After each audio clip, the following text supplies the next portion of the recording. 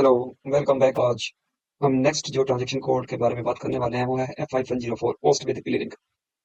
तो क्या ट्रांजैक्शन है उसके बारे में पहले हम बात कर लेते हैं, फिर आगे चलते हैं इसके इस स्क्रीन के ऊपर और कैसे पोस्टिंग होनी है वो सभी सब देखेंगे हम।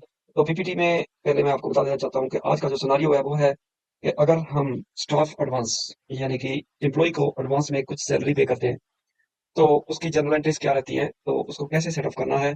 इस वीडियो के दौरान मैं आपको एक और कंसेप्ट एसएपी में जो है ओपन आइटम्स क्लियर आइटम्स का वो भी क्लियर करूंगा।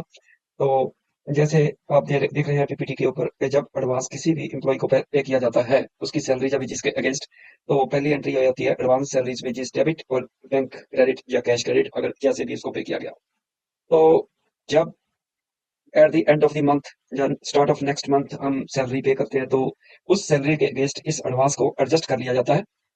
तो तब एंट्री क्या होती है, सैलरी डेबिट हो जाती है और एडवांस जो पे किया गया था उसको क्रेडिट कर देते हैं। तो एडवांस पहले डेबिट हुआ, फिर क्रेडिट हो गया, तो ये खत्म हो जाता है। तो नेट एंट्री हमारी क्या रह जाती है, सैलरी डेबिट रह जाती है और बैंक क्रेडिट रह जाता है। तो ये है हमारा जो अकाउंटिंग फंडामेंट जो एडवांस अगेंस्ट सैलरी यानी कि स्टाफ एडवांस का जो रहता है।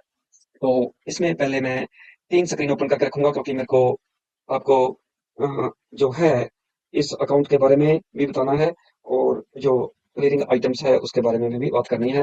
ये कैसे है, कैसे ये क्लियरिंग और ओपन आइटम का कंसेप्ट काम करता है एसएपी में, PL3N। तो ये ट्रांजेक्शन भी मैं ओपन कर लेता हूँ। तो पहले बात कर लेते हैं इस अकाउंट के बारे में, तो इस ट्रांजेक्शन के बारे में पोस्ट विद क्लियरिंग। तो यह है इंटरफेस, यहाँ पे हम अपनी एंट्री डालेंगे। तो सबसे पहले इसको करने से पहले हम क्या करेंगे, पहले एडवांस पेमेंट की एंट्री डाल लेते हैं। तो एडवांस पेमेंट की entry simple transaction code FB50 के थ्रू होगी। तो इसमें है, मान लीजिए 21 जुलाई 2025 को हमने एक एम्प्लॉय को $2000 एज एन एडवांस दिया। तो इसका स्टाफ एडवांस ये जो है हमारा डॉक्यूमेंट टेक्स्ट हो गया। तो हमने जो एडवांस सैलरी का जो अकाउंट नंबर है वो है 155,000 एडवांस सैलरी एंड वेजेस। तो हमने डेबिट करना है एडवांस सैलरी एंड वेजेस को और हमने $2000 उसको पे किया और ये पेमेंट हुई 113,000 यानी कि हमारे बैंक अकाउंट में से, और बैंक को हमने क्रेडिट कर देना है $2000 से। तो इसमें वैल्यू रेट हमारा कंपल्सरी फील्ड रहेगा, उसको भी हम डाल लेते हैं पहले ही। तो ये हमारा एंट्री हो गया 21 जुलाई को। तो इसको हम सिमुलेट करके देख लेते हैं। तो ये हो गया advance salary and wages debit और बैंक क्रेडिट। तो ये हमारी फर्स्ट एंट्री है जो हमने पीपीटी में यहाँ में दिखा रखी है। तो एडवांस सैलरी वेजेस डेबिट हो गया, बैंक क्रेडिट हो गया। तो अब हम इसको पोस्ट कर लेते हैं। पहले इसमें वापिस जाके हम जरा देख लेते हैं कि हमारा कंपनी कोड कौन सा है। इसमें कंपनी कोड ये 12 से तो रखा नहीं, हमने 13 में डालनी है। वो 13 में हम ये एंट्री कर रहे हैं। तो पहले इसको यहाँ से डाटा हट गया तो मेरे को दोबारा से ये अमाउंट डालना पड़ेगा। तो मैं जल्दी से ये इस अमाउंट को दोबारा से डाल देता हूँ। तो यहाँ पे 155 स्टाफ एडवांस, ये है डेबिट 2000, ये है क्रेडिट 2000 और ये है क्रेडिट। ओके, वो ये हमारा इसको सिमुलेट कर लेते हैं और इसको तो 13 पे ये पोस्ट हो रहा है तो पोस्ट कर देते हैं इसको एंट्री को। तो फर्स्ट एंट्री हमारी कंप्लीट हो गई। अब जब फर्स्ट एंट्री कंप्लीट हो गई तो मैं आपको जैसे बोला था कि ओपन आइटम और लीड आइटम का कॉन्सेप्ट क्लियर भी करना है मेरे को इस टॉपिक के दौरान। तो क्या करता हूँ कि मैं सेकंड स्क्रीन के ऊपर जाता हूँ, इस स्क्रीन के ऊपर। तो अभी मैंने एक 155 अकाउंट नंबर में 155,000 इस, ओके, और कंपनी कोड है QA30। तो इसमें से अब देखते हैं कि अगर मैं यहाँ पे सेलेक्ट कर लेता हूँ ऑल आइटम्स और इसको एग्जीक्यूट करता हूँ तो मेरे को क्या दिखा रहा है, ये देखिए ओपन आइटम। तो यहाँ पे जब मैं होवर करता हूँ तो ओपन आइटम का ये अमाउंट दिखा रहा है। ये हमने डॉक्यूमेंट एंटर किया था $2000 का, ये एडवांस है सैलरी पे की जो हमने अपने एम्प्लॉय को।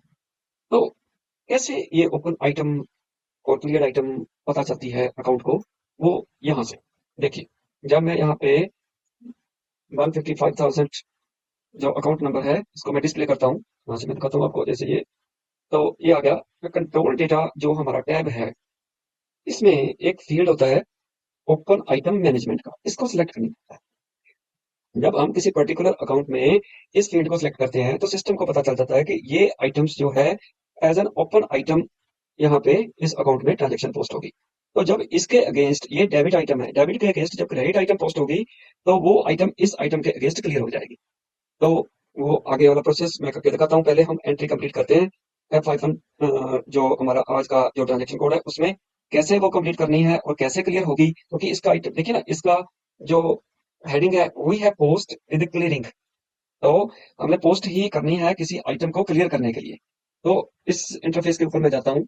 तो मान लीजिए 1/8 को हम जो है एम्प्लॉय को सैलरी पे करनी है। तो जब सैलरी पे करेंगे तो क्या करेंगे, इसमें से जो हमारा अमाउंट 2000 एडवांस हमने ऑलरेडी पे कर रखा है एम्प्लॉय को, वो हमने काटना है। यानी कि उसके अगेंस्ट इस मंथ की जो सैलरी है, जो लास्ट मंथ की जुलाई मंथ की, वो सैलरी को हमने एडवांस के अगेंस्ट एडजस्ट करना।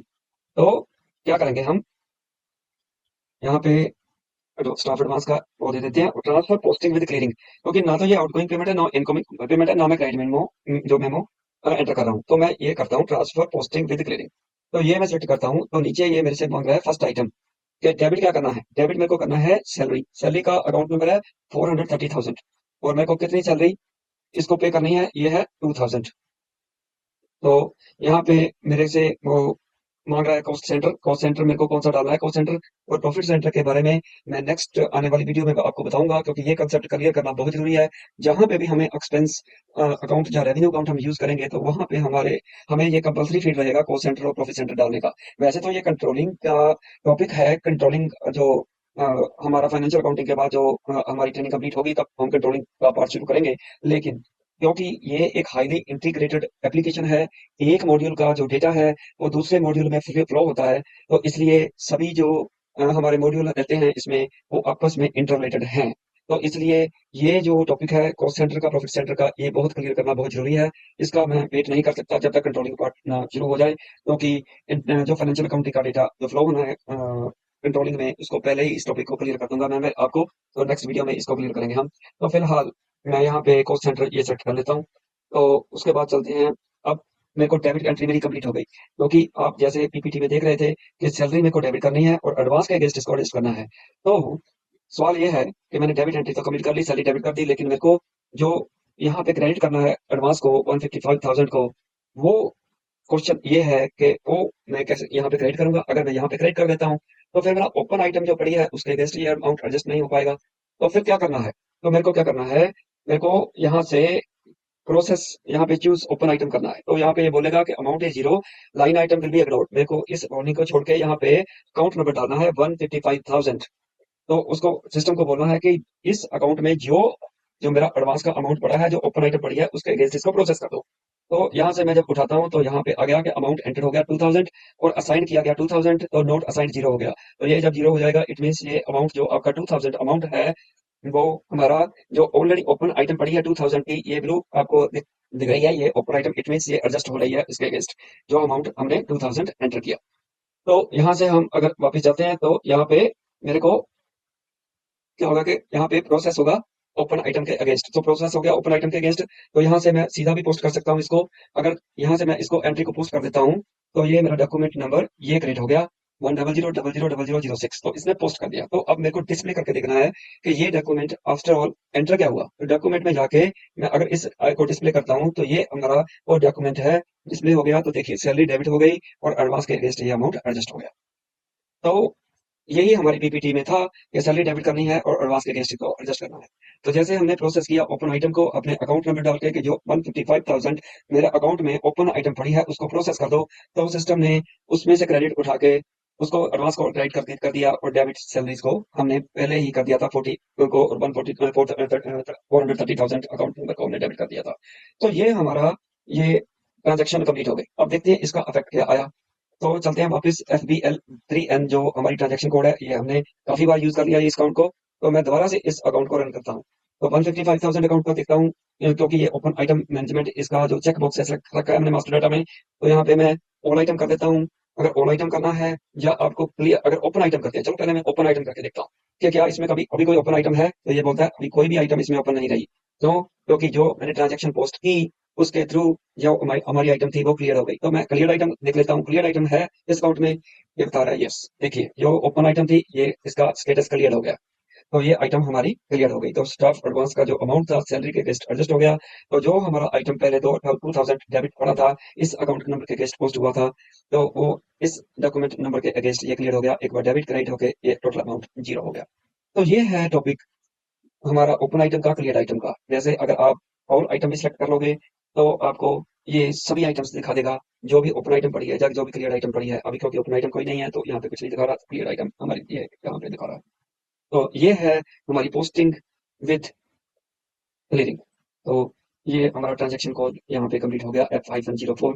तो next transaction code next video में। Till then thanks very much.